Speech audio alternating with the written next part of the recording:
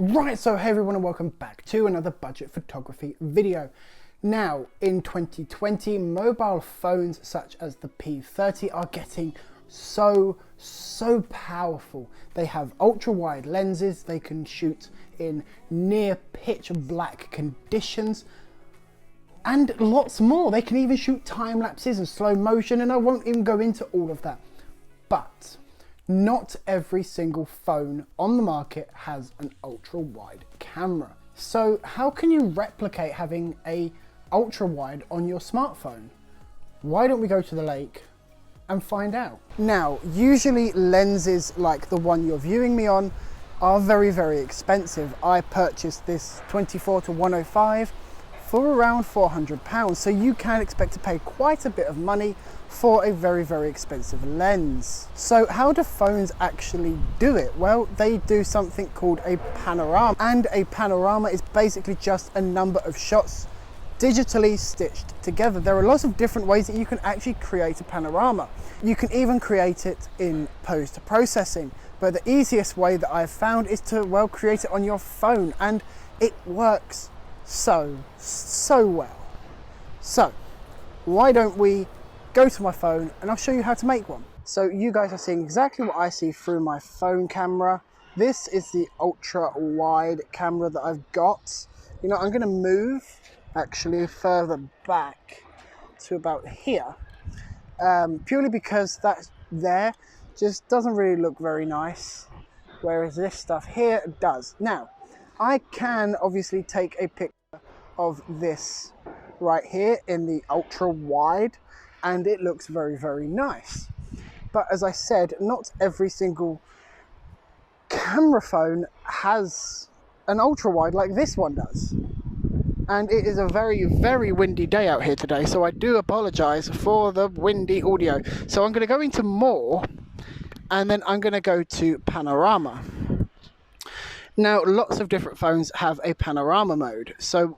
And what this will do is it will take a select amount of photos and stitch them together. So I've gone into the panorama mode. I'm going to push record, and I'm going to gently go in one straight line, just like this, going all the way around until I want to stop, or until the panorama is finished.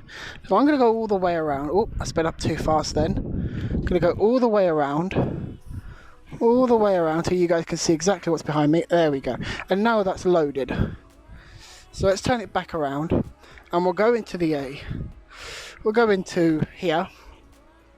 Now, as you can see, there is a really wide picture that my ultra wide can't actually. So I'm trying to move something out of the way. That my ultra wide, if I go back and come out of that, my ultra wide can't see all of this information over here, whereas the panorama did. So let's go back to the panorama.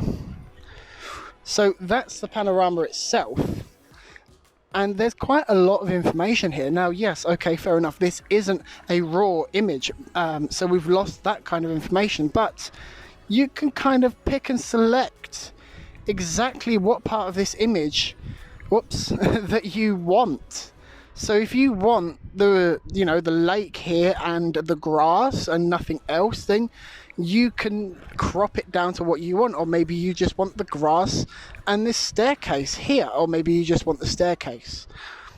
It's all fully down to you, and this is a wider than wide. I don't think you can actually get a camera lens that will do this kind of thing. Now, yes, you can buy cameras and do it in post-processing, but I don't think there are really cameras that can go this wide. You can get cameras that can do panoramas. My old Lumix GX7 used to be able to do a panorama and stitch it together in not in post-processing, but within the camera itself, I should say. So yeah, but there's no camera that would get this wide and with this amount of detail. I mean, come on, that's starting to go at the leaves.